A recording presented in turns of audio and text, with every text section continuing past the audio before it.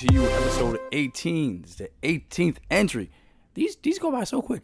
Anyway, the 18th entry in the weekly podcast here on youtube.com/Fanatix4, soundcloud.com/Fanatix4. It's on iTunes, Stitcher, Google Play, and a lot of other services where podcast services are available. And I think, are we on Spotify yet? Are we Not yet. Not yet? But I did figure out how we might be able to do it. Okay. There we go. So there might be some hiccups in this process, but there's this other service that does podcast stuff. Anchor. Remember, I don't think we talked about this part on the podcast. I think I told you, but I don't think we talked about it here as to why we're not on Spotify. Have we? I don't know.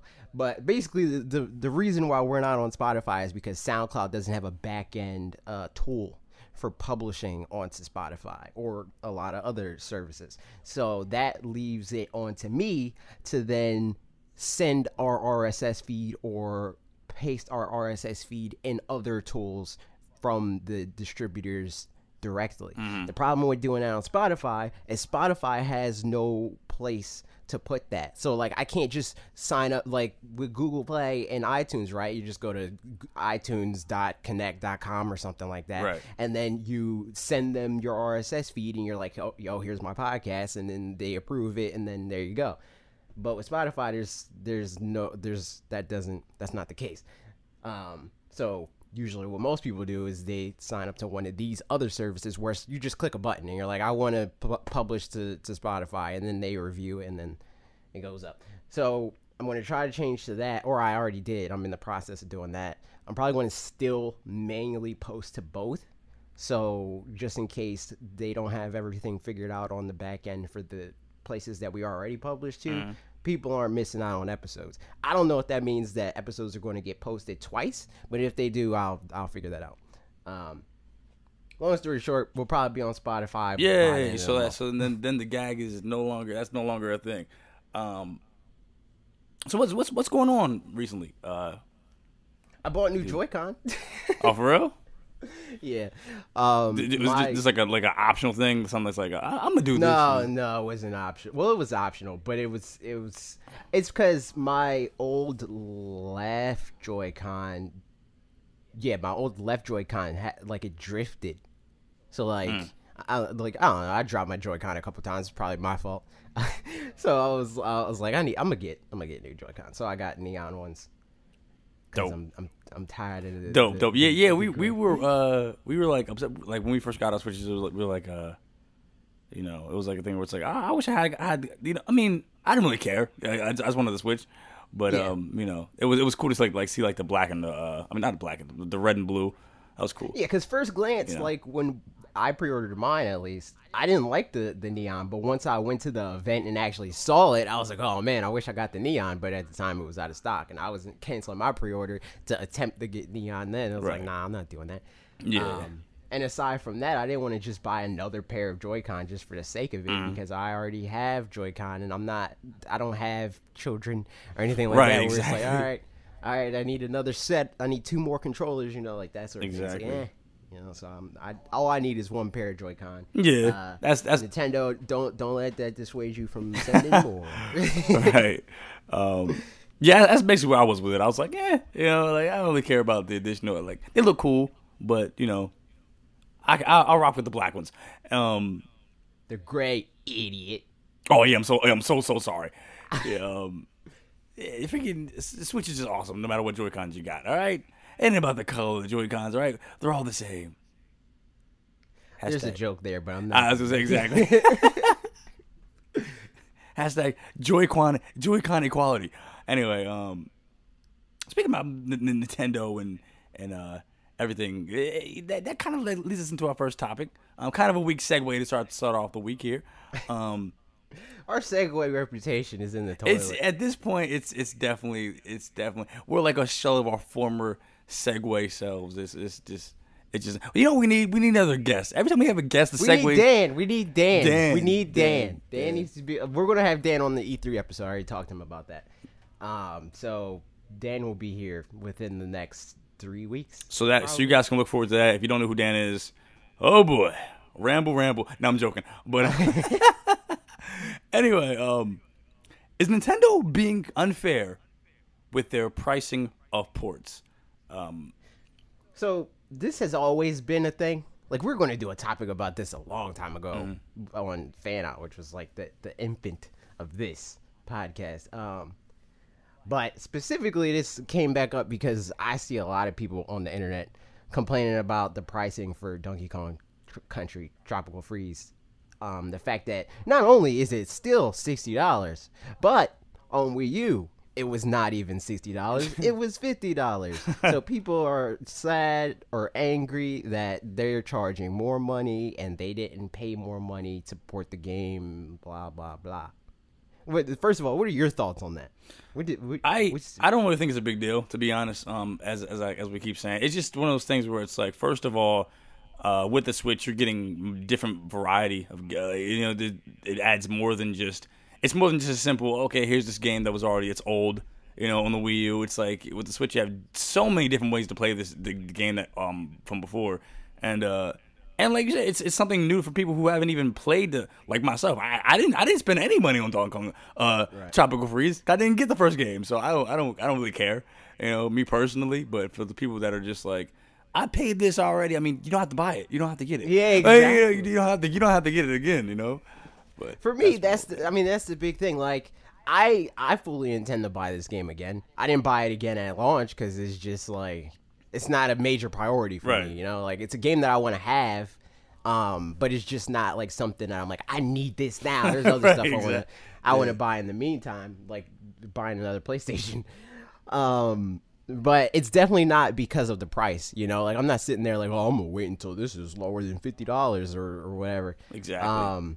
Because, like, that's bad business. That is that would be dumb of Nintendo to be like, oh yeah, we know only 13 million people own Wii U, exactly, and had the opportunity to buy Donkey Kong Tropical Freeze. Let's charge less than we did there. And then on another end, it's like this whole argument insinuates that pricing is it happens based on the quality of the game or the price to produce said game. That's not how it works. Because if it was, then The Witcher wouldn't be $60. It would be like $80. Granted, I mean, that's more by quality, not by price, because the game wasn't that expensive relative to how, like, the quality of the game. That's not how it works. Companies charge based on what they think they can sell the game for. There will be companies that charge more than what people are willing to pay, then they're going to lower their price. Or there'll be companies that charge a lot more than we expect them to charge, and then people buy it anyway. And then there's people that answer to that game by undercutting them. It's not this thing that people are like, this company's trying to be your best pal. They're just trying to beat the top dog, right? Like, not to say this is something that happens, but this is like a theory or something that happened verbatim. But this is a theoretical situation. So say the next Saints Row comes out, right? Saints Row 5? We're on 5. Right. And then GTA 6 comes out, and they come out within the same month or so or whatever, right? GTA $60. Saints Row is not going to want to be $60. They're going to say, oh yeah, well, we're as good as the other guy, but we're $50. Like, that's how that works. It's not because they're like, it's fair that we're charging this much for. That's not what it is. It's, we think people will be happy if they spend this much money on this product, and that's all it is. That's all the consideration that goes into that. With that being said, that transfers us back to Donkey Kong. That game was $50 because it was on Wii U. Like, they're not going to sell millions and millions of copies of, in the grand scheme of things. Like, if we look at like their franchises by like selling, like how much units they sell, not by property. Yeah. So when I say that, I mean Mario Kart is not a Mario game in this comparison. It's a Mario Kart game. So like, and with that in mind, if they sit there and they're like, all right, we're going to charge $50 for this B tier franchise. It's not a B tier franchise in terms of property. I want to stress that it's a B tier franchise in terms of sales. Donkey Kong is not going to sell 30 million units no matter where you put it. So they're going to charge $50 for that there. Whereas here, it's a brand new game to the majority of people that have Switch. and it's a game that they put a lot of effort in. It gets a lot of accolades. Most people are saying, including myself, it's one of the best 2D platformers to come out in the last 10 years. Easily. So like, of course, right. I've seen crazy just reviews and people's opinions on this game. It's like this is a great game, and that with that alone, it's just like, you know, it's, I don't see, like, there's really no reason for this. You know, people just always find something to nitpick about. You know, and that's the thing. I just don't understand. And like you said, like especially with Donkey Kong, like as far as like why it was the price it was for the Wii U. That's right. It's not a Mario. You know, it's not something like they can't get away with doing that with Donkey Kong. I mean, they could have charged $60 on Donkey Kong, but it wouldn't have sold as much as it did. Granted, it didn't even sell that much. Right. Even for a Nintendo Wii U game, like, it's not even in there. Like, they have a page that lists like the best sellers for their Wii U, Switch, 3DS, all their like current with an asterisk because Wii U's in that group of consoles. All their current consoles, their top sellers on there. Donkey Kong Tropical Freeze is not on that list, and the bottom of that list tops out around 2 million units. So that is like, with the most positive outlook on the outcome of that game, that means that game sold at most 2 million. Yeah, that's which, I mean, that's not terrible, but it's not Mario. You know, exactly. That's like what 1-2 Switch numbers or something like that, which is crazy. Yeah, that's 1-2 Switch numbers. Yeah, it's just, people just need to just relax at the end of the day. It's not a crazy thing. Nobody's forcing you guys to you know, twisting your arm to buy this. You know, it's just either get it or don't. If you enjoyed it on the Wii U, you enjoy it even more on the Switch, and that's just, yeah. 'Cause, I mean, the biggest thing that I can say, because I'm not even like, I don't care what they charge for it. You know, right. Like, they're not paying me. But the only thing that I can say is, like, you complaining about it does nothing but annoy the people that are excited about the game. Just don't buy it. Exactly. Because not buying it, if the general populace agrees with your outlook on the world and they're like, yeah, I don't think this is worth $60, they won't buy it either. And guess what? Nintendo's going to drop the price. But I mean, if history repeats itself, like it did with Mario Kart 8, like it did with Pokken, like it's doing with Bayonetta 1 and 2, like, it's going to sell more for that price point. It's going to. Yeah. And it would be dumb of them to know that it's going to sell more regardless and charge less money for it. Like, that's not in their best interest. Yeah, just because some people have experienced the game prior, you know, it's just like, it doesn't make any sense. And what doesn't make, speaking of not making any sense, this RPG video, the views. No, I'm joking. But I was going to say that, but it's all good. I shot myself in the foot there. Yeah. So my video this week, the RPG games on Switch. Thoughts on that? I know you're not really a big RPG guy yourself. Yeah, I'm not a huge RPG guy. I think that's a huge reason why, like, because you gotta keep in mind, like, a lot of our audience is from Wolf Den. Yeah, and Bob doesn't care about RPGs. Yeah, it's so Bob doesn't really talk about RPGs, and it's just like very niche, kind of niche topic. Yeah, week. So it's just like not a lot of people are chomping at the bit to right. To be like, oh yeah, RPGs that I want to see on Switch, you know. That's right. Like, yeah. But I don't know. I agree with the ones that I do care about. Like, I'd love to see Kingdom Hearts on there. I think we will. I don't think that it's really even a thing that is, like, a lot of people, like, it's so weird every time we make one. I mean, less so with this video in particular.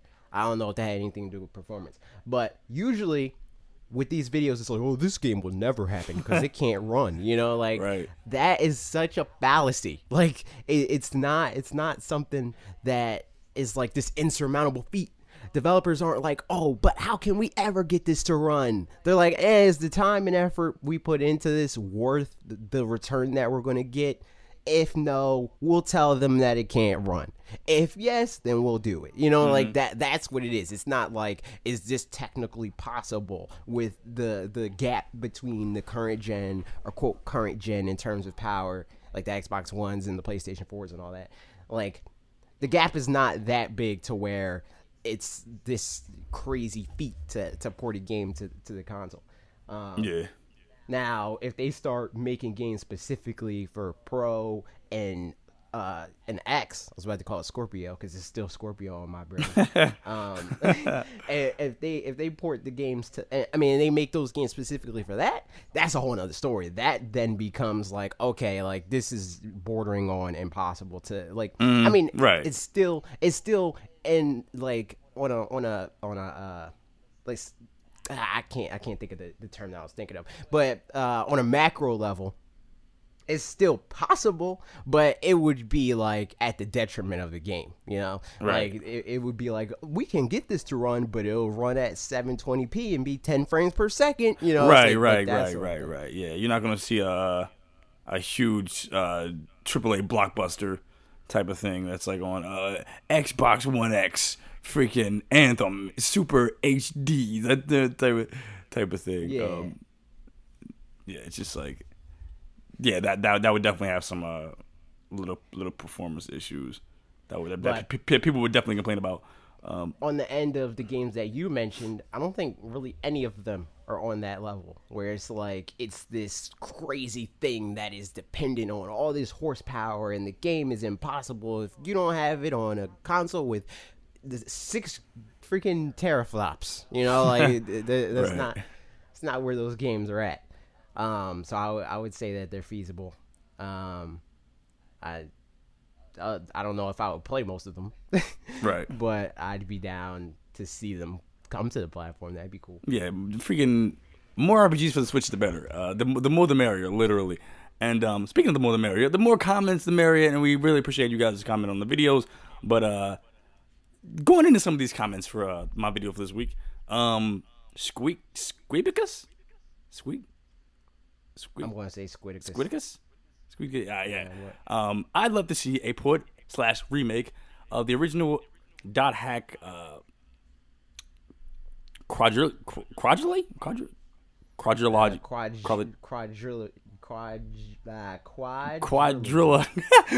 what it is. Yeah. It's quadrilogy. Quadrilogy. Similar to last Recode. In fact, I'll take the last one as well, with some improved combat and graphics, and maybe even an extra short volume again.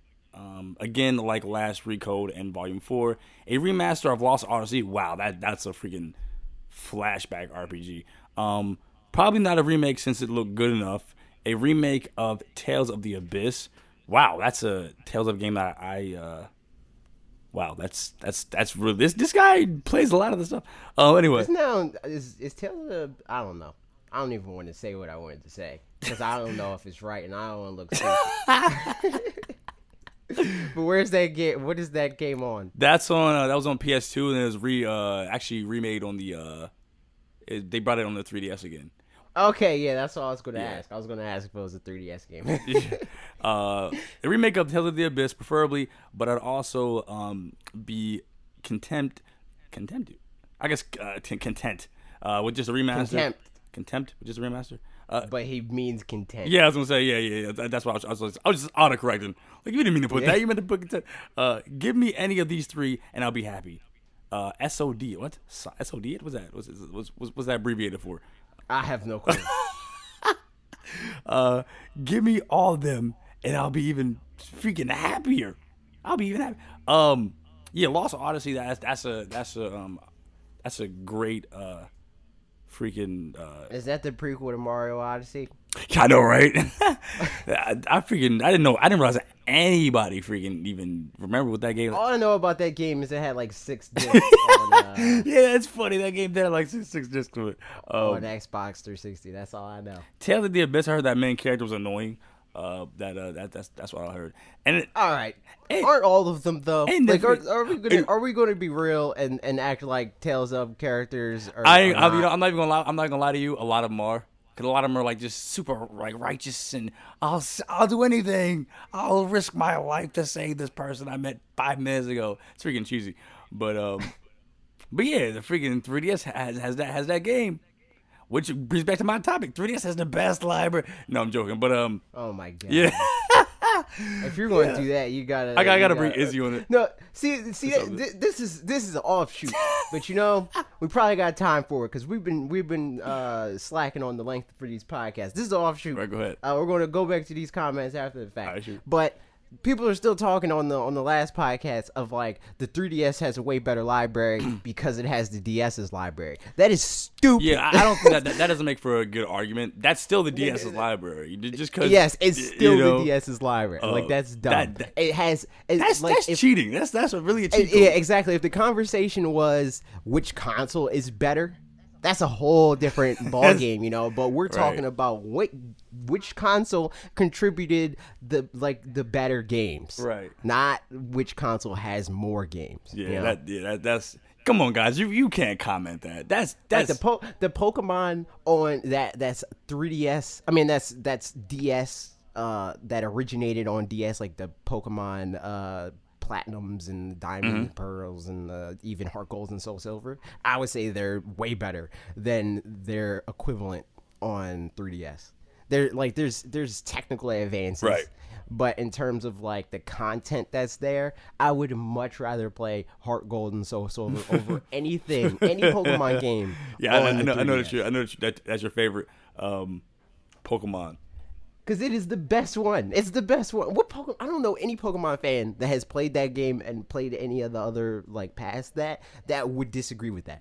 Because it literally did most of the stuff that everybody wants it to do. It has multiple regions, has the Pokemon following you thing. Yeah, exactly. It's just like so many things that are just like I'm actually mad. It was like just a one-off thing. Like what? Like it's criminal. Game Freak, what are you doing? Bring it back. Bring that crap back for the Switch. We want to see it. Okay, back to. But anyway, see that was an RPG. You should have put in there somehow. Maybe that would have got people to care. If you were we should. Yeah. If you would have put like a Pokemon Coliseum sequel or something like that, because we know that the Pokemon RPG that's coming is probably. I mean, they said traditional like mainline RPG, so it's probably not going to be like the Coliseum games and stuff like that.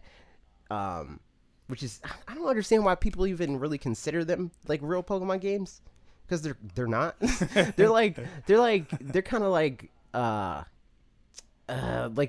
Pokemon what is it called? Pokemon not Coliseum. Conquest. Like Conquest, how it's like an amalgamation of two different genres. I would say the Pokemon RPGs on GameCube are more like a traditional take on Pokemon, like taking how RPGs are traditionally structured, where it's like you meet this person, they join your party, you swap people in and out, and you have this small pool of people that you can select from. That's what it does with those games. It gives you a small pool of the overall like available Pokemon pool, you know, and says like, all right, here's 30 Pokemon that you can capture in this game. Pick 6 of them, you know, like whereas with Pokemon games now, you have nearly 1,000 to pick 6 from, you know, so it's like all those games really did was funnel your options, and I didn't like that. You guys aren't gonna like me. I never, speaking of those two, I never played Gale of Darkness. I only played Coliseum.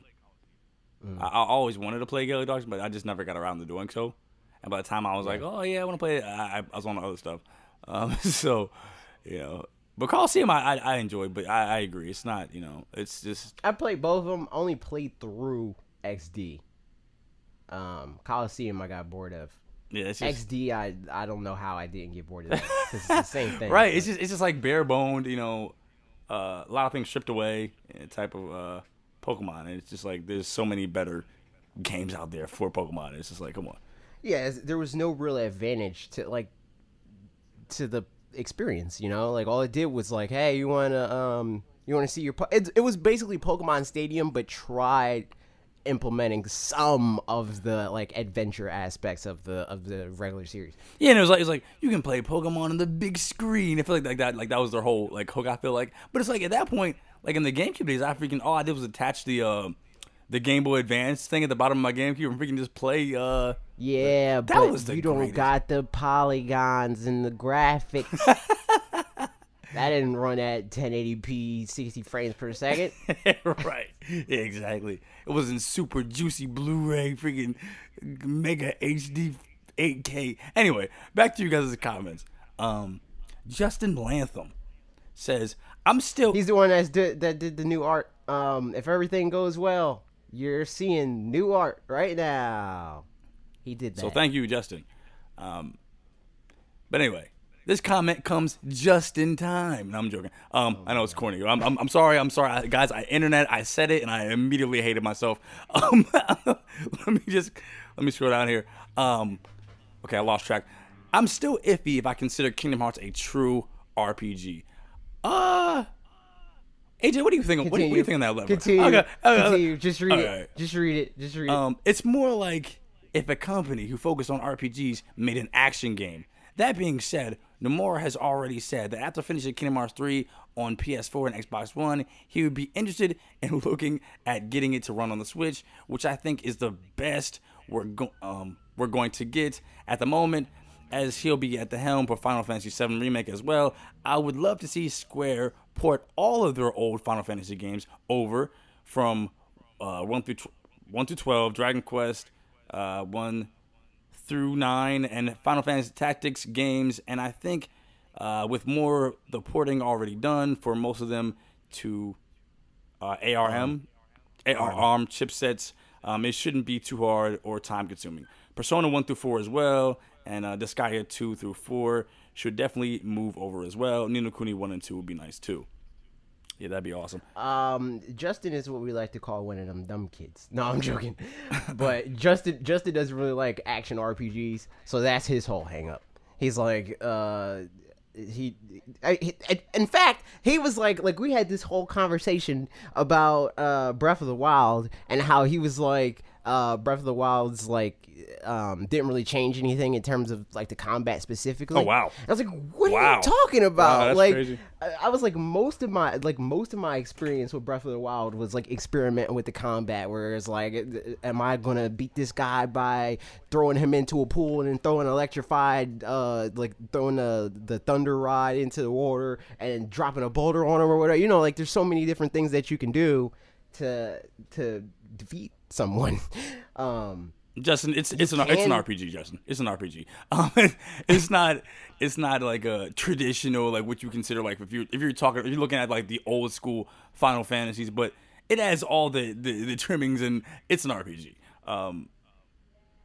Yeah, I mean it's kind of like saying because racing games began as like an F-Zero type of thing. That Mario Kart's not a racing game. Or no, not even that. Like that Forza isn't a racing game. You know, like it's like people get caught up on these like old ways of doing things that most of the time is like due to limitation. Like I guarantee that if Pokemon had the option from day one to make the first Pokemon game on Switch, you know, like they would have did it. It wasn't a thing of like, oh man, we want this game to have these this battle system that isn't reminiscent of any other imagination of this IP. We want to have the character design squandered by like encountering them through walking through vaguely like pixels that are vaguely reminiscent of grass. You know, it's like they don't do that stuff because they're like, we want this to become tradition. They did it because it was a means to an end. It became tradition, and then they have to figure out how to wean it off. Right, exactly. Everybody off. And it's because it just because freaking can't talk today. But just because like we got used to that type of thing, people are like, I want to hold fast to this. This is what I grew up, and it can't change. It can't change. But like you said, there's a reason behind. There's a method to why it was done, and just because that's what it was doesn't mean it has to always stay that way. And people just need. And I feel like a lot of people with this mindset overestimate how important they are to the success of a thing, you know, because like they assume that the only people that there's turnover of for Pokemon games is the more casual Pokemon fans. But it just doesn't, like their numbers doesn't add up. If there's always a contingent of Pokemon fans that buy every Pokemon game because they are the way that they are and that's what they like about them, then they would never, they would either be the exact same throughout for every game. Every game would sell 17 million units, and then there would be more people that jump in, the new casuals that jump in, and if anything, numbers would go up. Right. They would never go down. Like you wouldn't see a decrease from Sun and Moon to Alpha Ruby and Omega Sapphire. Like you wouldn't see a difference in those numbers. If anything, right. Like or like on a whole nother level, you wouldn't see a decrease from X and Y to Omega Ruby, Alpha Sapphire. Like it's just like that whole theory of like if you displease the hardcore then you won't be able to succeed, like it's never been proven true with any successful game or franchise. Because like another thing that we talked about was like Final Fantasy. Final Fantasy is just as successful as ever, and it's not, those games are nothing like the original ones, you know. Right, exactly. And that's the thing, like it's because of these like steps toward like just different avenues and trying to bring in more people that you have to like as a matter of fact, one of the primary marketing things for Final Fantasy 15 even was they wanted to at the start of the game it was like a Final Fantasy game for newcomers and old Final Fantasy, like that was their thing, like we want to bring in a new audience to this, you know. And that should be the goal of anything that you do. Is like you should try to keep the core of what your thing is, like the real core, not what people are like. I'm used to battling Pokemon like this and exploring like this, and badges being the, you know, like not that, but like what Pokemon actually means, the consistent properties from each iteration of the IP. The fact that in the Pokemon anime, the Pokemon manga, the Pokemon trading card game, the Pokemon video games, there's through lines that exist. Like that is what the core is, you know? Right. Not like the granular details of like what makes a current mainline Pokemon game. Just like Zelda, right? Like they threw away most of what people at the time considered to make a Zelda game, right? And you have those people that are like diehard of like, this isn't a Zelda game, it's a game with Zelda characters in it, which is stupid. Like, that's like saying this isn't a sandwich, it's just like meat with bread around it. Like what? Like what? Oh shoot, that's freaking hilarious. This isn't Smash Brothers. It's just it's just. This isn't a fighting game. It's just a game where people fight.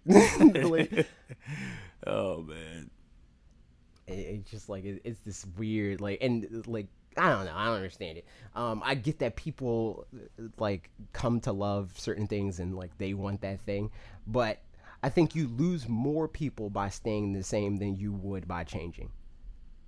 Exactly. Because eventually, even you would get bored with the same old. Like, and when I say you, I don't mean you. I mean like the people that are so like die hard on like keep the game the same for 25 years. Right, exactly. It's kind of like what Star Fox went through, but it went through like way faster. Like the change of Star Fox, that was like too. Even though we don't mind it, we were like, yeah, we love freaking stuff. Like, people were like, I could see on that level, like some people were like, when you go from 64 to Adventures, I see where y'all coming from. I see. Yeah, you know? and I mean, there is of course a risk of like that change being a bad change, like has happened in the past with Star Fox. But I don't think like Pokemon's not Star Fox. I just gotta throw in there. I always bring that up. Yeah, you do. Star Fox. Yeah, there should be a counter like that somebody else does. That's like time to Star Fox. Yeah, every shit. Oh man, but yeah, go on, my bad. But yeah, like you're right. Star Fox isn't Pokemon. They're different. But yeah, it's like Pokemon could have a misstep, Like for many, Sun and Moon's a misstep. Like the fact that it doesn't have the whole badges, like get the 8 badges, beat the Elite Four. Like it's not that verbatim. Like that's not something that's like irreparable damage to them. You know, it's not like, oh, Pokemon's dead now because people don't like that last thing. Like you can always go backwards. The people that like that thing always will exist. It's like Melee fans with Smash Brothers, right? Like if Sakurai was like, all right, let's just make every Smash Brothers game Melee now. The people that like the new games will then be denied the ability to experience something new. Whereas the people that are in love with the old thing can always go back to the old thing, you know, like the old thing exists. So denying the majority of a new experience that might, or even like there might be people, or there, I know for a fact, there's people that are like, I would want to play a Pokemon game if only it did blank, you know, like, and for all signs are pointing to them trying to figure out what that blank is and bringing people in with Pokemon Switch. Because it like obviously they're stagnating and that's not good, you know. Exactly. It's just all about adapting and changing and you know the ones who, you know, even the people who love the thing of old, you guys can jump onto the new thing and like you said, you can always go back, and that's why Melee is still celebrated by its super hardcore. Right, there's still thousands of people that still happily play Melee, and even if they did go back to Melee, like that same formula, I guarantee you that most of that contingent that's diehard Melee would still be, I'd rather play Melee. You know, like exactly. It's like a stupid anyway. But yeah, like, and I mean, the proof is in the pudding with Breath of the Wild. Like in terms of, you can always like something doesn't have to be failing for them to want to improve it. Like Zelda sales were pretty consistent, you know. They never did crazy good, but now because they made this big change and they like everybody in the industry is like, oh, this is a watershed moment and stuff like that. It brought attention to the game, and now Breath of the Wild is going to be the first 10 million seller for Zelda. Like the discounting remakes and re-releases and ports and all that stuff. Right. Like, discounting that, this will be the first Zelda game to ever cross 10 million units sold. Yeah, that's because crazy. Of the change. And then that feat alone, you know, somebody who wasn't a Zelda fan prior to Breath of the Wild coming out, they're gonna be like, okay, what else do they got? And they might go back into the back catalog and explore these different games and look at Wind Waker and all these other games that came before it, and they'll like those. So you know. And that community can even get bigger. But back into the comments for the like we kind of went on off the road there. But like we said, we said, it's good because I want to make sure that right. We gotta make these longer for you guys because you know these bite-sized podcast episodes we've been doing lately. But getting back to it, Hikaru-chan, I think I said that right. Hikaru-chan says, I love this. I was literally the other day daydreaming about what if I could play. What if I could play Witcher 3 on Switch? It'll never happen. Laugh face. I also finished Skies of Arcadia. Good job. So being able to play and complete it on Switch would be fantastic. And something like Persona on Switch, that's the dream right there. I also wouldn't mind a port of the first Xenoblade Chronicles. Yes, I'd buy that game a third time. Good choice. I bought the Wii version on launch when it finally hit North America, and I bought the digital copy for my new 3DS because I couldn't afford a physical copy for the life of me. That's funny. In my opinion, one of the greatest JRPGs ever made, and it deserves to be supported. I want many more people to play it. First off, shout out to you for freaking continuously supporting the games you like and not complaining about them being ported. Freaking, like we were talking about earlier. Yeah, it just I agree. I don't and this is a comment I like because it just comes all in full circle to what we were talking about in the very beginning about the ports and people. This person bought this game, will be willing to buy this game 3 times, you know, in order to the only game in the history I bought more than like twice was Smash Bros. Melee. I remember I bought that game so many times. Just off of, and Star Fox 64. Yeah. That's right, that game too. But those two games were the ones I was like, you know what? I love these games so much. I'm gonna keep buying them and keep freaking. And Yeah, because nobody, well, very few people, most people, I would say, rather play these games on the platform that they have. Like, just because you could drag out a GameCube and play whatever doesn't mean you want to. Exactly. Yeah. I'd rather pick up my Switch and like not have to freaking dig up my Wii U to play Donkey Kong. Right. I don't want to get out a GameCube and freaking and play Star Fox Adventures. Like, it'd just be easy just to have that on the it's just one of those things, and that's assuming you still have both. So it's like, yeah, because a lot of people don't. Right. Like, that's how a lot of people pay for the next thing, is trading the old thing. So like, to assume that everybody still has the old thing and should just play, quote, just play it on the old, like that. It's not right. It's a lot easier to get a company to port the old thing to the new thing. And I mean, if Xbox is in the indication, like the fact that they just reported there's 1 billion hours played of backwards compatible games on Xbox One. That's crazy. Like, that, the proof is in the pudding. Like, people want to play these games on the platforms that they have. Convenience is everything. Exactly. And if anything, when you go back and you backtrack and try to let's say oh, I'm gonna go back and buy this old system, you're just overpaying at that point, because these like GameStop and all those places, they're gonna charge you hand over fist for something that's like this older thing, and they're just gonna try to suck you dry. But that's a topic for another day.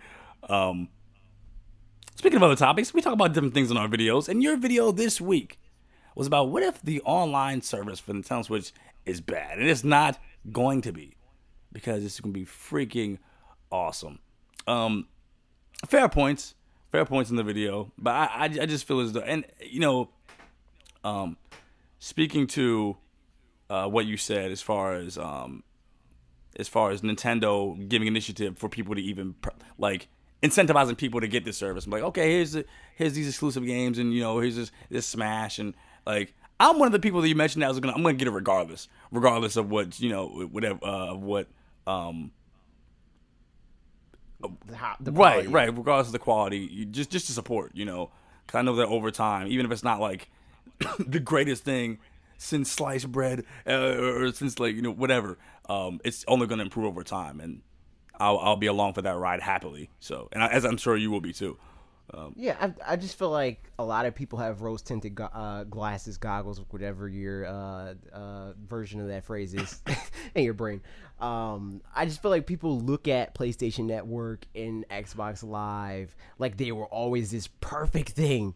And we started out and it was free, and they got everything right from the day it was free. And then the second it was paid, that it was even better, like we still don't have PlayStation Network outages. There were patches on patches on patches on patches of maintenance issues and maintenance weeks and weeks of being shut out. Like that didn't exist.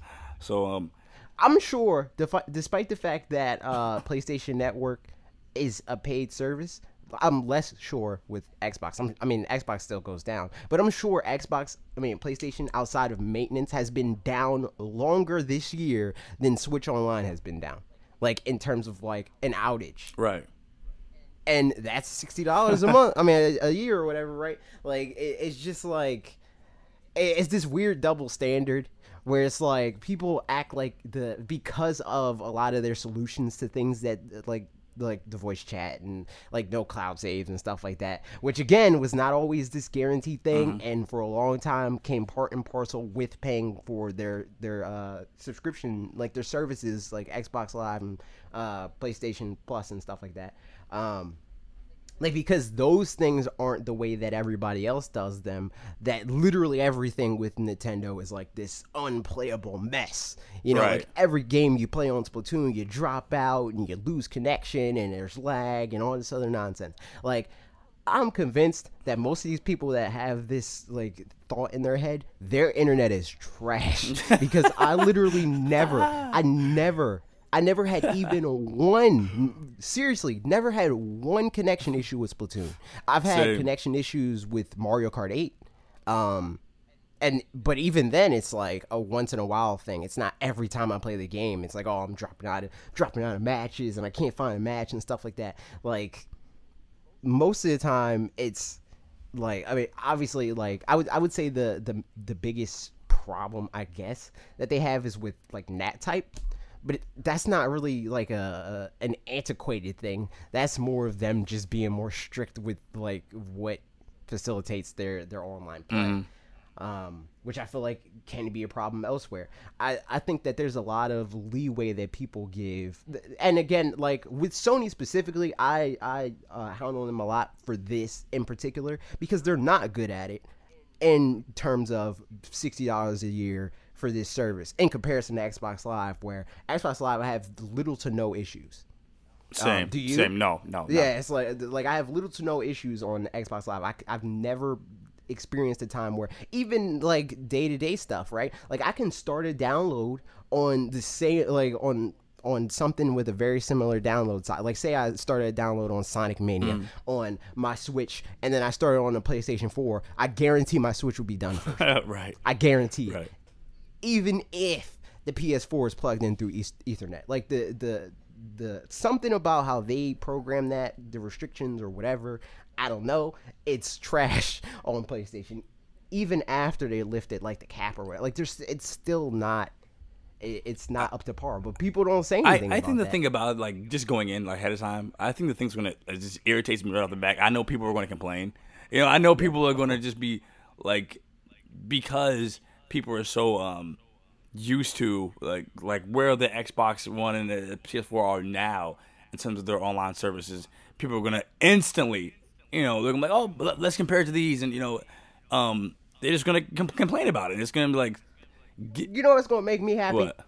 If this starts and I don't have to worry about my bank account information. That's what's gonna make me happy. If I don't go 2+ weeks in the infancy of their service of it just being down, you know, right. and then they make up for it by giving us 2 games that everybody owns already, you know, like that's what's gonna make me happy. Yeah.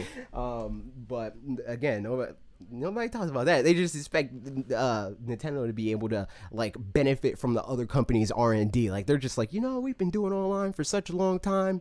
Here's some documents so you can catch up. You know, like they got to figure out their own problems.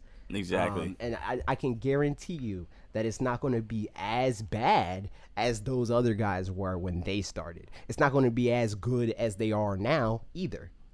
Exactly. But that's why it's a third of the price. So, I mean, like, what are you going to do? Yeah. Either way, I'm excited to see how this thing turns out. And I can see by the comments, a lot of you guys are excited too. And we're going to get into these right now. First up, we have Gazentia Fox. Putting online play behind it ensures people will wind up paying for it. Whether or not, used the wrong weather, by the way. But anyway, it's all good. Whether or not they like it, just Splatoon 2 or Smash basically ensures people will begrudgingly pay the $20 a year. The way they talk about online functionality for NES games makes me think there will be something akin to Satellaview. And sadly, I don't think they'll do what many consider the basics of native voice chat and cloud saves. Despite it being obvious that they should be doing that, achievements are a possibility, sure. And if they happen, I suspect it would be using a silver coin for my. That'd be cool. Silver coins for my Nintendo as their smartphone game achievement substitute does. The part of the system that feels really useless unless you're into the PC and iPhone and phone papers, rather than the part of the system that gets you the discounts on games. That's cool. I didn't think about the whole coin system as far as like the achievements go or something like that. I didn't, you know. Was that something that you thought about prior? Yeah, I said something about the achievements in the video. I disagree with the cloud saves thing. I think that they're very they're going to do cloud saves. Point blank period. Cloud saves are on 3DS. Cloud saves are not something that they've never done before. Right. Like it's not this technical feat that Nintendo hasn't figured out. It's just not there yet. You know, like cloud saves weren't there day and date with the other platforms either. And again, like that was something that used to be behind a paywall.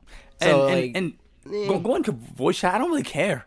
Like, I don't care about voice chat. I mean, but again, I mean that's just us. You know, like I'm not gonna say it's like unimportant to everybody else because we don't care about it. But grand scheme of things, I don't think that's something to be like, oh, I'm not paying for whatever, you know. I think that if enough people make noise about it after it caught, like I said in the video, like if enough people complain about it after the fact and it does prove to be something that's like important to the vast majority of gamers, they're going to do it, you know, because again, it's not a technical thing. It's just a decision that they made based on their values, which they're allowed to do. Right. It just wouldn't, you know, it just wouldn't go against, it wouldn't go along with, like you said, like their values just their brand in general. Have people like, you mother, it be weird, you know, seeing that kind of in that kind of ecosystem. You know, Nintendo's not like that kind of like company. It was like we're like sure we're getting like the gritty game, we're getting the Dooms and all that stuff, but still at its core, it's not like this thing where, you know, it's just not that. I don't think that would be. And we have alternate ways to get around that we could do as far as the voice chat, but I don't know. Yeah, like I can guarantee you that even if they did put it on the system, like at least us, you know, we're not going to do that. We're not going to freaking plug in a headset into our Switch and do that. We're just going to be like, yo, get on Discord or get on Skype. I mean, a lot of the times, and I'll just be honest with you guys in general, a lot of the times when you're on those services, it isn't sound as good anyway. So, you know, through a microphone. It sounds trash. Right. It sounds right. trash. And it's like, of course you could upgrade. You can get like a super good microphone, but it's even like if, I had $200 Turtle Beaches still, that work on my Xbox, that work on my PlayStation, all that other stuff, and they still don't sound as good as a decent, like you could get a freaking $100 Yeti Snowball and some iPhone headphones, and you'd be sounding better than a lot of those solutions. And it's not because of the headsets; it's because of the service that they use. I would say Xbox is better now because their back end is most likely Skype, but it's still not as good as piping it through a computer. Exactly. So like at the end of the day, I don't want to hear the staticky, like I don't want to hear that. It sounds like trash. I don't want to hear it. Right. But again, that's just us. Yeah. If that's something that you guys would, you know, I'm sure they'll find a way to accommodate you guys. If that's something you guys really genuinely care about. And I mean, back in the day, before we were really on like Skype and all these other third party like type of, we did, but when we found out about that, but that doesn't mean it was option. I'm like optimal. It wasn't like, oh yeah, I'm happy about this. Right. It's like, you know, like, a lot of times we would just straight up get on the phone in three-way with like people that we knew that were playing at least. Exactly. It's like it just does not sound good. Speaking plus, like even the people that you don't know, like I know me specifically, I don't know, maybe that's just being a 24-year-old man, but I immediately when I'm playing Xbox, I mute everybody. I don't want to hear that, you know, like I just want to play the game. Because a lot of people are just obnoxious, you know, and it's just I don't know, I'm not really into hearing a lot of, because sometimes people like play music in the background or they just do some like weird screeching. Not everybody does, but it's just, you'll run across those people. I just rather not. I'd rather just be in my circle with people that I know who are going to conduct themselves in a proper way. Who are going to play this game. You know, it's just that's just how I look at it. But perhaps you guys are more social on your games, but that's just not how I get down. But speaking of getting down, we're getting down to the last two comments here on this video. Jesse Gibbons says, I never play online because my internet sucks. But hey, at least he admits it, you know? Right. There's so many people that are on the internet and their internet sucks. But if they offer good features alongside the online play, I'll happily subscribe. I hope you subscribe to our channel. No, I'm joking. But of course he does. He's all anyway. $20 a year is almost nothing. Features like save, backup, and themes would be nice. I agree.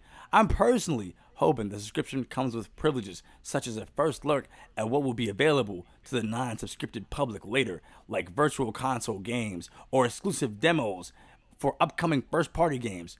If they let subscribers start playing first-party games a week earlier than everyone else, they would likely sell more subscriptions. But there would certainly be a high degree of backlash because of spoiler trolls. Yeah, you lost me on that part. I do agree that they should, like, they're gonna they're gonna do a lot of the stuff where it's like I said, themes. I don't know if that's gonna be exclusive. You might get an exclusive theme, like that sort of thing. I think we're gonna get save backups, for sure, like definitely. Matter of fact, they've already commented on that, on the like eventually getting some type of solution, for cloud save backups, whether it be cloud storage or whatever the case may be. But as far as like the exclusive like first looks at games and stuff, I don't think they're gonna do that. That in the end, like that might help them with their subscription. Like people might begrudgingly be like, oh, I guess I gotta pay to play this game before everybody else. But I think that would ultimately hurt their first week sales, because people are like, well, you're not gonna paywall me behind that, like that sort of thing. Exactly. Yeah, that I could definitely cause some issues. As far as I think the themes, that's really cool. I don't think the whole week or everything. I don't think that would definitely cause conflict. Maybe they could do like a thing where it's like, oh, you can play it a day before everybody else, something. I don't know. I think the virtual console thing, like the virtual console thing, that's feasible. I think we'll get virtual console games before anybody else. If they do virtual console, I don't think it's going to be called virtual console. We're going to get classic games, but I don't think it's going to be called virtual console. But that's a whole nother thing. They're going to do that, like we're going to get the Nintendo Classics library and stuff like that, and I am positive that those games will be available first on that, or at least the ones that they already mentioned, like the fact that they're going to do the NES and SNES games. Those at the very least are going to be available first to the subscribers, and then they're going to funnel them out to everybody else, like the month after or whatever, for a price. Speaking of price, Kirby Geek is going to pay a price for speaking such blasphemy in this first sentence of this comment. No, but Kirby Geek 4 comments and says, not excited, as I don't think it will be anything amazing. Ooh. I mean, I agree. I don't think it would be amazing. Still, but it doesn't need to be. Still, think a lot of people... Oh, wait, hold on. Still think a lot of people who complain about the service will end up buying it anyway. That's very true. That is very, very, very true. That, matter of fact, take note of that, guys, because a lot of you guys that are complaining, oh, this is gonna blah blah blah. I want blah, none like blah, blah. If I ever see you request to play a game with me, if you're friends with me on Switch, as many of you are, because my friend codes in the description down below. If I ever see you request to play a game with me online, I saw a comment from you talking about you're not going to buy Switch Online, you're getting deleted immediately. I mainly just want the cloud save, so if they give me that, I will be mostly okay with it. I'm not going to skip using any of the services, because why in the world would I limit my Splatoon 2, Mario Kart, Rocket League, and soon-to-be Smash and tennis gaming sessions? I have no problem being wrong if they actually do offer things that would actually blow me away. I'm just not sure about, I'm just not sure how they can do that, as I'm not interested in Virtual Console, and I've already gotten used to Discord as my voice chat option. I mean, that's that's more of a thing where it's like, that's just because you got comfortable with Discord, not everybody, a lot of people might not even. I don't think that they need to blow. Like, I don't know. Maybe you're more frugal with your money than I am, but I don't think they need to blow anybody away for $20. Like, for a lot of people, again, I don't know about your gaming habits, but for a lot of people, being able to play those games like unrestricted, like think about it this way, right? With Xbox and Sony, they charge nearly $20 a month to access their classic games with Game Pass and PlayStation Now and all that stuff. Nintendo's asking for $20 a year. I don't get why people are automatically assuming. Now, I understand, normal thought process would align you with, but I don't see why we're automatically assuming a lack of quality just because of the price point. There's a lot of. It doesn't add up, because if we're being honest, like for it to be bad, it would have to get worse. It's not going to get worse after they start charging for it. It will only at like the most positive scenario is it'll get better. The most negative scenario is it'll stay the same, and we'll have the Nintendo Classic games. Yeah, I just don't see why people are or going on this thing is like, oh, it's not gonna be anything. It's only $20 a year. That doesn't mean anything. There were games that were $20 that are better than $60 games. So it's like I don't see why that's a thing that we honestly don't know until we see. For all we know, could be. I think the $20 illustrates what I was talking about before with the pricing of games. The $20 doesn't necessarily mean how much money they're going to put into this. Right. It doesn't necessarily mean how good they think the service will be. They're anticipating how confident people are in them and charging accordingly. Right. That mean that they're going to try to like just meet those expectations and call it a day? I don't think so. I think that they're going to try to exceed those expectations, and then probably like the other services did, once they do that, increase the price. Right. It's not going to be a thing where it's like, oh, it's $20 so we can half-ass everything. No, it's going to be like, it's $20, but it's still going to be quality. You know, it's not going to be a thing where it's like, it's Nintendo.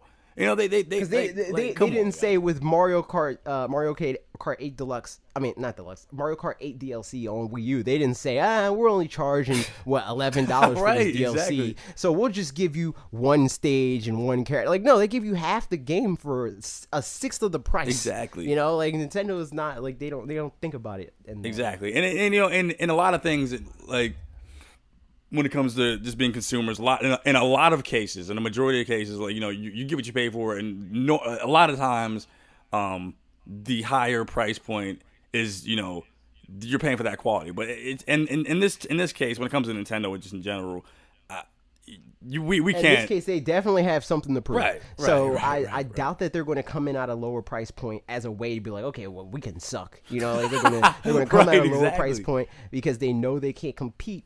But they're going to try to. Right. And if anything, I think people would be more skeptical if your first time. If they did come in at $60. You know how many people would be like, oh, this is $60? Right. I'm confident that it's going to be good. You know? This is my first time at bat, and I'm charging you $60? You don't know. I got to prove myself first. It'd be like coming out with an album and automatically being $10 and I'm unknown. Like, it'd be like coming out with your first open world game ever and it being the best one. And they're like... But no, I did say that in the video. I hate you so much. And speaking of hate you so much, the question is Q&A. No, I'm joking. I hate every single one of you guys. No, but thank you guys so much for your guys' comments on the videos. Real quick, I just want to Kirby Geek, Jesse, we got Ginzensha Fox. Scrolling up, Hakaru-chan. We got Justin. We have Squeebicus. However you say your name. Thank you guys so much for the comments. We really appreciate it. Make sure you guys join the Discord so you can be a part of this segment, which is the Q&A from the Discord. Also, try to make sure that, like, because, like, people have questions and they ask questions when I'm like, yo, everybody, I need questions. Don't be afraid to just leave the questions in there throughout the week. Like, if you think of something that's like, I want them to make a video on this or whatever, like, ask us the question. And, like, either we'll be like, nah, I'm not going to put that on the podcast. That's worth a video, you know? Or we'll be like, okay, yeah, I'll put that in the podcast as a question. Just drop them in there. Yeah, because either it helps us either way. Like you said. Yeah, because we'll eventually get to it. You know, right. Like, yeah, whenever it's fun. We go down this list of comments, and we're like, all right, I'm pulling these comments for this week. Next week, I'll get to the rest of the comments, so on and so forth. But we'll answer your question. All right, but thank you guys so much. Yeah, at the end, just join the Discord, ask your questions, and then, you know, if we'll feature them, and we'll you know, if we don't get time to them, we'll put them in another episode. But see, this question in particular, the first one, this is proof of that concept, of the fact that, like, I wanna address the questions that are in the Discord regardless.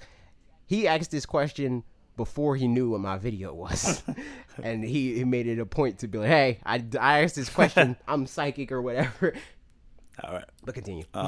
Chew on Discord said Chewy. He said it was Chewy. He said okay. All right, Chewy on Discord. Nintendo mentioned they'd be talking about Nintendo the online service earlier this month. What are your new Nintendo Online Switch service predictions? And that was we talked about that a fair amount. I think, like I said, I think it's going to be at worst as like where it's at now with Switch Online. I mean, Switch Online with Nintendo Classic games. At best, it's going to be better than it is now on the online level, and maybe they'll add more stuff. And I'm assuming he asked this as well. About the yeah, this is his second question. What was it like getting the call and email from Nintendo making you all Nintendo brand ambassadors? I'll take the first shot at this. I was at work so I ended up getting a text from AJ being like, and it was like, "Hey, bro, this happened," you know. But it was just for me, it was just like, wow, you know. I want to sound as like, I don't want to sound like super like ego, like cocky, but like as humble as I can make it sound, it was, I did not expect it this early on. It was very it was just, it's incredible. It's honestly, you know, we've been putting the work in for so long, week after week, just content continuously. So to see it being paid off, and you know, to see the company that we represent on this channel, and you know, like that we talk about weekly, you know, it's cool to get that, you know, acknowledgement and be like, you know what, you guys, yeah, we like you guys. That's cool. Yeah, that's really cool. I agree mostly.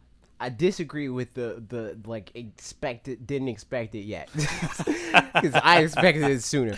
But a lot of that was because of like pitfalls and stuff with production and all that other stuff. It was an email, and I was, again, it wasn't a thing of like, I wasn't surprised. I was just like, finally, because I was waiting for it. Like, they told me, I emailed them however long ago, being like, yo, I want to be a part of this program. And then they emailed me back and said, yo, nah, you got to get to this point. And I'm like, all right. And then we got to that point. I emailed them like, hey, we're here. And then they didn't, I'm knocking on the door for 3 months. And they're like, all right. And they open it, like, all right, fine, come in. You know? Right. So it was like, it was less of a thing of like, it was less of like, yay, I'm excited, this is new. I'm like, I never knew this was going to happen. And more of like, finally. When, I'm trying to think, we were like hanging around like the 2,000 range when we sent the first email. Yeah, we're at 2,000. When I initially, I thought we were higher than that. Like, I thought that was like around the time where we did like our initial, like our climb started, you know, but it was not. We were still at like 2,300 when I initially emailed them, and then 4 months later we hit where they wanted us to be at, which was 10,000, and now we're almost at 14, 15. So yeah, just work, and keep working, and don't look back. That's all. That's the Fanatic. That's the advice for any of you guys that are YouTubers yourselves. Just work. You know, just don't be consistent and learn from the last thing that you did. That's the biggest thing that I could say. Like, if you definitely want to like stick to a schedule, because I think the schedule was the biggest thing for us. Like, once we hit the schedule, that's when growth kicked back in. That's when we started making leaps and bounds, and that's when we started having videos that like took off. Not only did we start to gain a consistent following, but we on a pretty consistent basis now we have videos that take off, where it's like we have our typical like 5,000-ish video. Like, I would say 5,000 for a video per week is about typical for us now at this point. But we routinely have videos that are 2,000, I mean, like 20,000, 30,000, 100,000 at least. Like, we have one video that's over 50,000 like every month or so, right? And that wouldn't be the case if we didn't stick to it and become consistent and stuff. Also, I want to just throw in there two things. One would be like, don't be discouraged if something doesn't perform as well. Just try to just honestly try to learn from it. And on the opposite end of that, don't rest on something. If a video does really well, don't just bask in that too much. Your best video is your next video, so try to always just go and like, right. I mean, on the same token, it's like videos not performing well. At least if you do what we do, like in the way that we do it, where we double down on a specific like niche within a niche, it informs you of what you should be doing. You know, where it's like every time a video doesn't do well, it tells me like, all right, so this refines even further what our goal should be. Right. It Like, it when I saw slices that out the it's like it sets Right, parameters almost, you know. Right. It lets you know, like, yeah, it's like it's a test field almost, you know, and it's good to see, you know. Everything is it's just a lesson every video, honestly, in some way. But I don't want to. Sorry, did I cut you off? I didn't mean to. No, that's about all I wanted to say. I hope we answered your question. We went off on a tangent, but again, in the interest of length, you guys want a long Right. podcast again, so tangents. Relish08 on Discord said, "My favorite indie game on the Switch is Stardew Valley. What is your favorite indie game and why?" Celeste, because it is a masterclass in platforming. It's one of my favorite platformers, I would say possibly ever, just because I like games just in general, like even outside of platformers, where they have like these interesting mechanics, and then they really double down on them, and then they test on how you can use it in different situations to get to the next part. Like, that's why I like Splatoon so much, where it's like the dynamic of the ink, to swim in the ink, to fill the ink, to be able to ink. Right. It's like this triangle that like is this cyclical situation, and I think Celeste does that really well, where it's like the dash with the momentum based platforming with like that whole thing. Like, that is that game's version of the kid to squid situation. Yeah. And I think it pulls that off really well. Stardew Valley I like too, but I think mine, just because it kind of like brought me into the realm of indies, was and since his question was more like, it wasn't like just specific to Switch itself. Yeah. Is Dust and Elysian Tale. I just liked that game. It's kind of like a hack and slash, like side scroll type of thing. That game definitely was like a watershed moment for you. It definitely, and it got beforehand you were like, this is an indie game, I don't want to play right. it. When I was like, you should play a Shovel Knight, you're like, it's an indie game. Right. After like that game, I was like, this is really freaking dope. What other crap I've been missing out on because I'm stupid, because I'm narrow minded, and that right there was I was like, no, the first one, you got the first one right. So, this guy. But yeah, that was like, just off that, I was like, you know what? Just because it broadened my horizon. Horizon Zero Dawn. No, but just because it broadened my horizon, I was like, you know what? I'm a freaking this is awesome. I like that game so much. Other than that, I like the Escapist too. When we played that, it's pretty fun. I actually been playing that by myself. It's just fun just to go around beating up guards. It's just fun. It's just a fun game. I don't know why. You got so much more mileage out of that game than I did. I don't know why. It's just fun to just like, and it just, I never realized how freaking hard the batons, like 2 swings and you're dead. But anyway, that freaking game is crazy. Pargalark. Oh my God, Pargalark is a regular on the Discord. What are your top 3 video game soundtracks? What makes them special? I also strongly second the online predictions question, as that will be probably announced next week. We answered the second that second half of that there, and that's exactly why we did the video. So that's how I'll tease them here and there, like I'll mention them in like a stream with the Wolf Den of like, this is what my video is about. I don't always know what your video is. I usually know if I'm like, Logan, talk about this. But like, a good way of knowing at least my videos what they're going to be is what made Nintendo talk about next, and or what is the community at large talking about. So you could have, if you would have knew that thought process, you would have knew what my video was. Because that like, I had a whole other video planned, but the second I knew that they talked about in the first, like they said early May they were going to talk about the service, I was like, well, first week of May, better talk about Switch Online. Yeah, follow close to the coverage of Nintendo. That's gonna be freaking, because it's just, and then that'll get our video more views. Hopefully, that's the hope. So as far as his actual question, I don't know. I think like a soundtrack that I know that I do think about, like or have thought about more than outside of the context of the game. Sonic 3's soundtrack is Sonic games I was saying, thank you. I was just thinking like that was my number 2, but yeah, I Sonic is crazy like that. I definitely agree. Freaking what I like always like Sonic Heroes. It's just so many Sonic, like that's the one thing that Sonic games have, if not, you know, yeah, the games might not always be good, but there are consistent things that are always good with Sonic. I would say, and this is like a more nerdy, like inside baseball sort of thing, but something that's always dope with Sonic games is logos. Like Sonic's logos are dope. I was about to say an expletive, but they're self-sensory is always good. Yeah. Yeah, I only have a broad, like, wide array of, like, taste as far as, like, soundtracks go. I just know I like Kingdom Hearts a lot just because, like, that's true. and then Sonic is obviously is really good. I think Pokemon soundtracks are usually pretty solid. Yeah. I think that for me, like I'm not really the type to like listen to a soundtrack outside the context of a game. Usually it speaks to a soundtrack's quality if I don't notice it. Because usually if I notice it, then it's because it's not good. It's usually like, oh, this is annoying. Let me mute this. Right. You know, it's rare that like Breath of the Wild, I would say, is another game that like how they use their soundtrack, and it's kind of like a mechanic. Like that's another thing that I appreciate about like certain. Yeah, Zelda. Yeah, Zelda in general has really good music. Yeah, I like Zelda in general. But I was referring to Breath of the Wild specifically. But yeah, that's also true.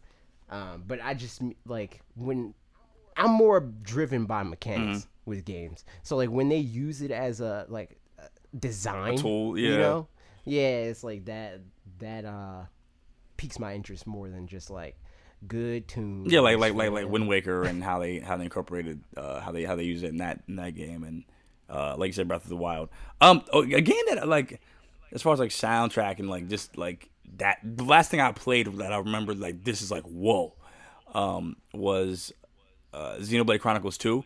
It was just like I remember like just walking around like the field. I'm like this soundtrack. Like I was actually mad I didn't like get the deluxe just to get the copy of the CD. Like I was like this is so good. That was so. If anybody wants to send us that, I would appreciate it. No, but that was really, I love that soundtrack so much. That was like wow. Yeah, I think this is definitely more a question for you because I think you do appreciate game music more than I do. Like I'm or like in that way, just as music. Right.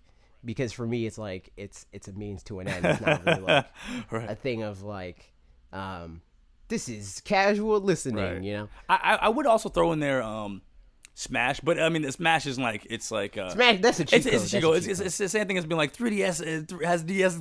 Yeah, exactly. Right? It's that. See, we always circle back to the beginning of the podcast, but yeah, it's just. I need to find out where a lot of those soundtracks come from in Smash. I'm like, I can listen to this all the freaking time. But yeah, a lot of those are good.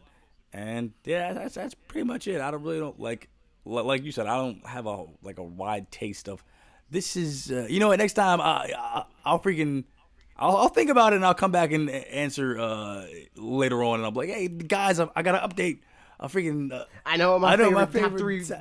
I know my top 25 soundtracks. Right. That's your assignment. Find out your top 25 soundtracks.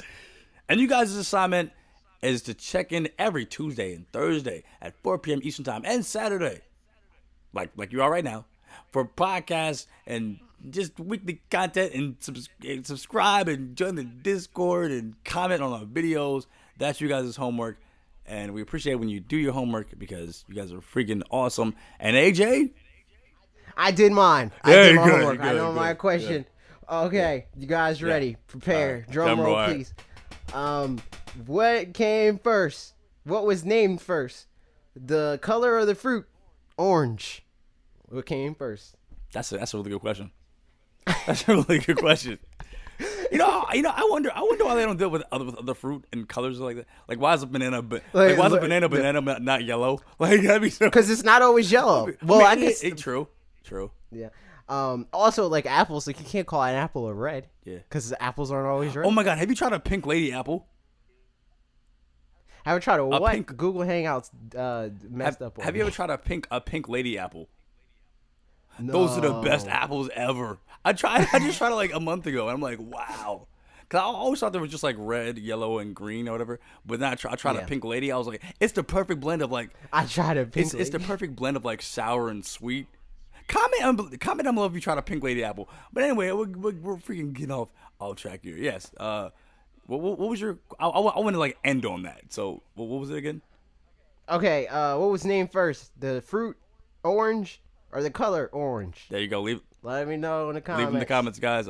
Take care and bye. Bye.